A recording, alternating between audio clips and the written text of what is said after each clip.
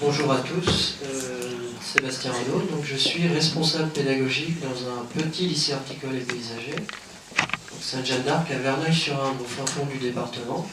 Alors donc un établissement triple identité, apprenti d'Auteuil, enseignement catholique et puis enseignement agricole.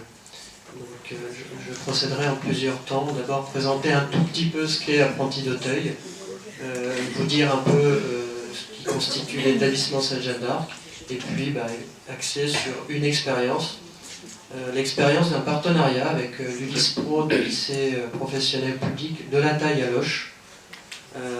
Voilà, donc une expérience de pédagogie, une expérience d'accueil du handicap en pédagogie. Voilà. Je vais beaucoup axer là-dessus. De manière très sommaire, donc apprenti d'Auteuil en quelques chiffres, juste pour situer, je ne vais pas m'attarder là-dessus.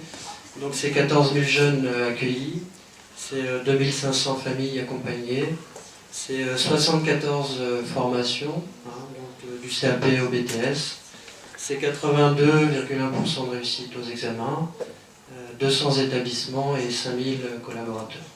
Juste pour situer en chiffres. Apprenti d'Auteuil cette fois-ci donc en valeur, pour asseoir un peu pas l'expertise, mais l'expérience d'accueil d'un établissement de la Fondation d'Auteuil. Donc apprenti d'Auteuil, c'est d'abord l'envie de rester au plus proche des familles, et c'est un des axes forts d'apprenti d'Auteuil ces derniers temps. C'est aussi développer les talents, à l'image de ce qu'on peut mettre en place sur ce qu'on appelle des journées de la réussite, où on va aller valoriser tout ce que les élèves ont pu acquérir en termes d'examen, mais pas seulement, en termes d'expérience, de type voyage à l'étranger, etc. C'est s'ouvrir au monde et aux autres, c'est favoriser l'insertion, c'est garder le lien, alors garder le lien avec les anciens, qui, on le sait, restent fragiles. C'est pas parce qu'on quitte un établissement que tout est gagné, donc apprenti d'Auteuil tient à maintenir le lien avec ses anciens. Et puis éveiller à la dimension spirituelle.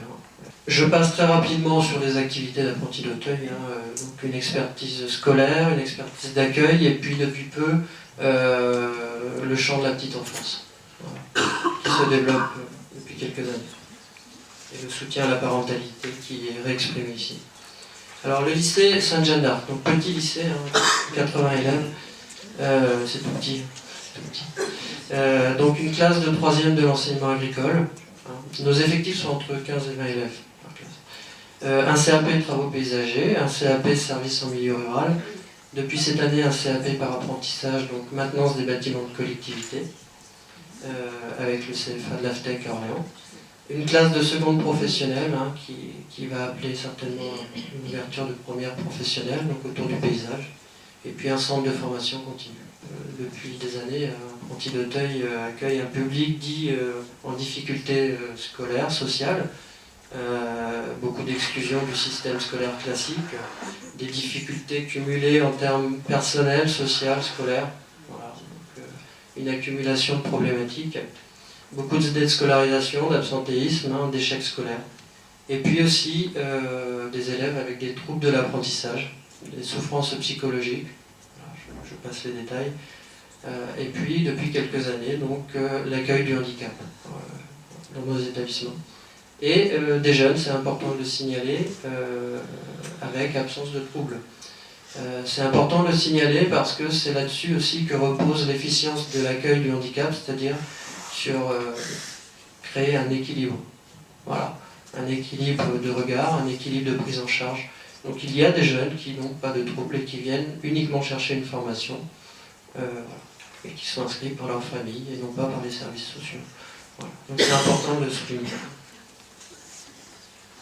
Bon, une communauté éducative avec des profs, évidemment, une vie scolaire, des moniteurs, et puis sur site, mais ça sera bientôt plus le cas, une maison d'enfants à caractère social. Donc vous trouverez un directeur avec des chefs de service et des éducateurs. Voilà. On trouvera aussi des maîtresses de maison, et puis tout ce qui est fonction ressources locales en termes de RH, comptabilité, etc. Donc là on touche un point essentiel de pourquoi on s'est lancé dans l'aventure de l'accueil du handicap. Une des volontés fortes, c'est l'insertion évidemment, l'insertion des jeunes en difficulté. par une approche, et là j'insiste fortement, globale. Tout à l'heure on parlait de ne pas rester seul dans son coin. Ça va être un peu le fil conducteur du propos, c'est-à-dire travailler en équipe, pluridisciplinaire.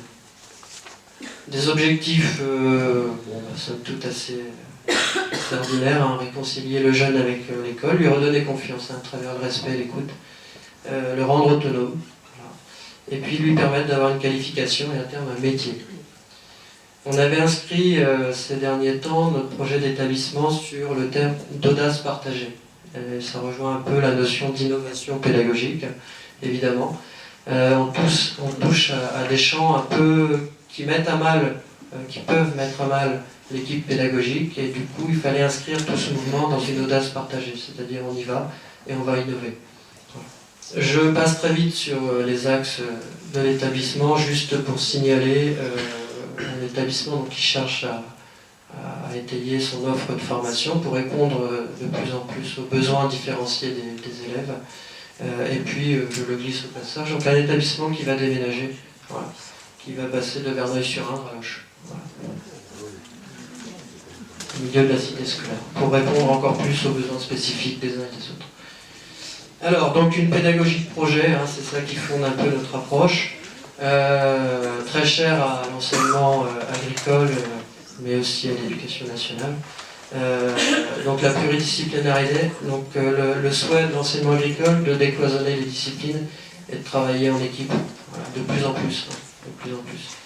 Une pédagogie de différenciation, donc accompagner chaque élève de façon individualisée. Le gros chantier, c'est de pouvoir mettre en place un document de type PPJ, parcours personnalisé, pour les demi-pensionnaires. Apprenti d'Auteuil a une expertise en termes de jeunes internes, où le relais se fait entre les profs et les éducateurs, beaucoup moins en termes de jeunes demi-pensionnaires, et donc beaucoup moins en termes de travail avec les familles. Voilà. Donc le dialogue important, donc l'équipe des enseignants qui suit depuis maintenant 4-5 ans l'analyse de la pratique 3 fois par an, avec un coach extérieur. La parole donnée aux jeunes, donc un point essentiel à notre pratique. La concertation entre les enseignants et les éducateurs, pour faire du lien, pour recadrer, pour monter les projets. Des réunions parents-prof régulières, et puis, je serais tenté de dire, à la demande des familles. La mise en place d'un système de médiation éducative, voilà, donc à destination des jeunes. Et puis du partenariat, toujours mutualiser des compétences et des moyens. On ne peut pas rester seul face à des élèves en difficulté sans travailler avec les autres. Alors le partenariat avec l'UISPRO, donc un établissement de l'enseignement agricole privé qui signe une convention avec un établissement de l'éducation nationale, établissement public. Donc un travail antérieur déjà sur des jeunes porteurs de handicap. On en avait quelques-uns et on remercie Madame de Monlivaud pour son efficience et son efficacité. Et puis Monsieur Souvent, qui est dans la salle, qui se rapproche un jour de l'établissement, qui le visite et qui nous accorde sa confiance, son crédit, et qui fait que on tente l'aventure, tout reste à faire, on tente l'aventure avec l'ULISPRO de la Taille à Loches. Ça c'était il y a 3 ans.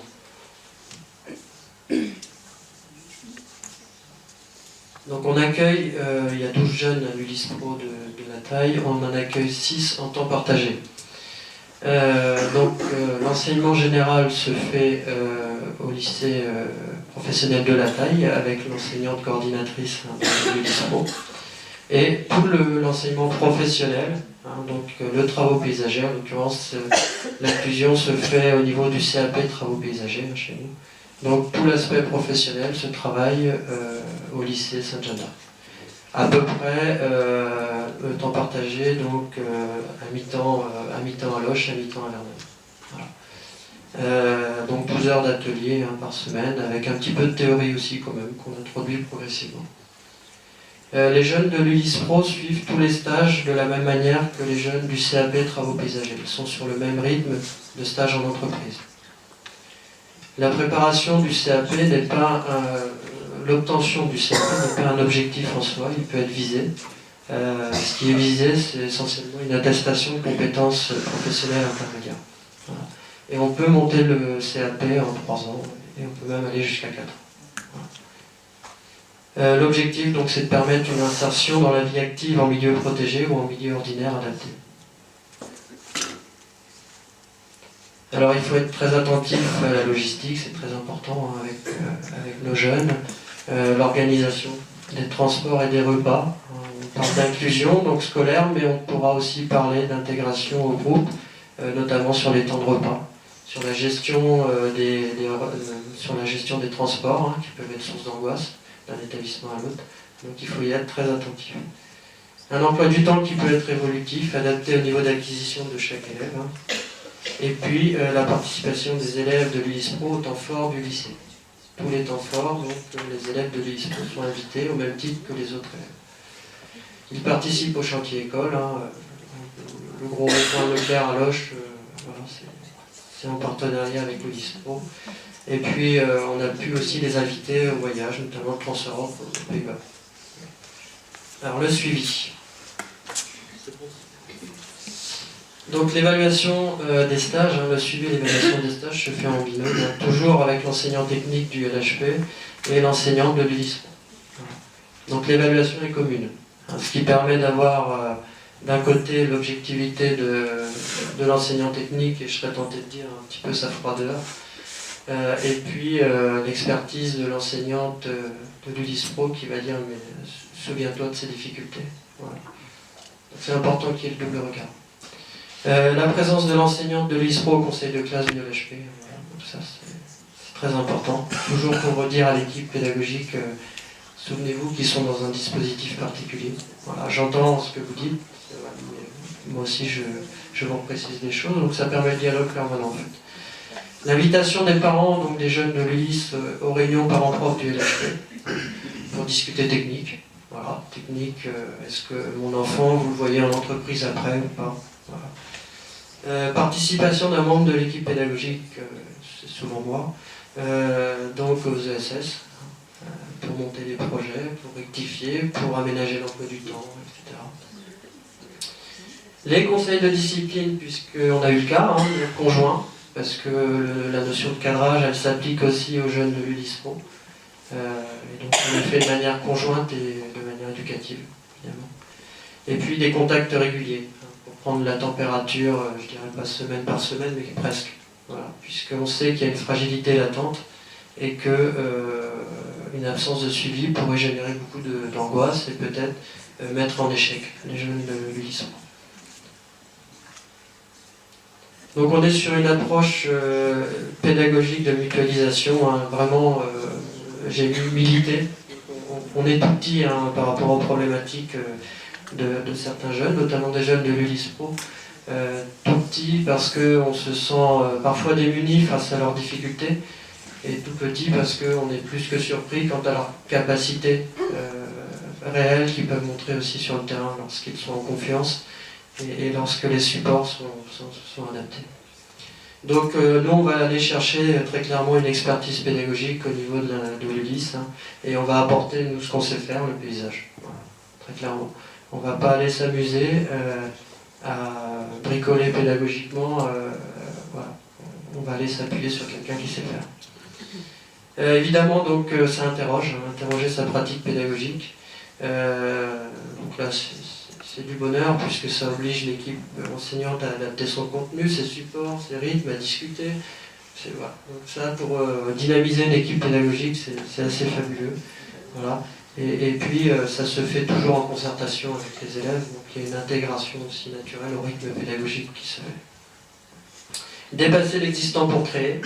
Voilà, il y a des choses qu'on faisait pas, qu'on ne savait pas faire, et puis qu'on sait un peu mieux faire, qu'on saura faire dans les années qui vont suivre. Je pense que c'est important pour une équipe pédagogique de s'inscrire dans la notion de création, voilà, d'innovation. Travailler la différence et le vivre ensemble avec tous les élèves, et puis on verra après avec les adultes aussi. L'accueil du handicap. On est très soucieux de l'intégration des élèves de l'ULIS sur l'établissement, et on se questionne depuis quelques mois maintenant sur le regard des autres élèves portés à des jeunes porteurs de handicap. qui peut aussi susciter l'angoisse et des questions. Donc il y a le double mouvement en fait. Mettre en place des parcours différenciés, ben, on est dedans, on n'a pas le choix, et c'est ce qui marche, c'est ce qui fonctionne, aller au rythme des élèves, hein, tout simplement. Et puis donc permettre à des élèves porteurs de handicap d'accéder à une formation professionnelle. Il faut le crier haut et fort, y compris à toutes les équipes pédagogiques. Bon là c'est mon avis personnel, hein, toute l'équipe ne partage pas l'avis. Je pense qu'un CAP a pour vocation d'accueillir des jeunes avec certaines déficiences. Voilà. De par l'aspect professionnel, de par le niveau d'acquisition demandé, de par le rythme. Voilà. Alors beaucoup de questions, hein, là-dessus que je terminerai. Quelle limite de prise en charge? Il y a beaucoup de demandes, mais il y a un moment donné où il faut savoir s'arrêter, où on devient incompétent, peut-être, ou dangereux. Voilà. Le handicap en pédagogie, alors juste illustrer un propos, hein, une enseignante qui dit très clairement, hein, bon bah voilà, là on a une élève qui a un trouble du langage, moi j'arrive pas à l'interroger. Voilà. J'arrive pas à l'interroger parce que j'ai peur de ne pas la comprendre et du coup de ne pas pouvoir lui répondre. Donc j'ai du mal à l'interroger. Donc on peut en parler, on peut mettre des mots là-dessus, mais du coup le handicap en pédagogie n'est pas quelque chose d'acquis. On sent bien que c'est pertinent, on sent bien qu'en créant un équilibre, il va y avoir de belles avancées, mais ça peut être quelque chose de bloquant pour les enseignants. Donc, sommes-nous, la fameuse question, sommes-nous formés? Voilà. Et puis, un petit point, parce que c'est aussi une de nos spécificités, le recadrage, hein, des élèves. On a l'habitude de travailler le cadre assez fortement. Voilà. Quelle approche du cadre pour les jeunes en déficience? C'est une question importante, ceci. Voilà, je vous remercie.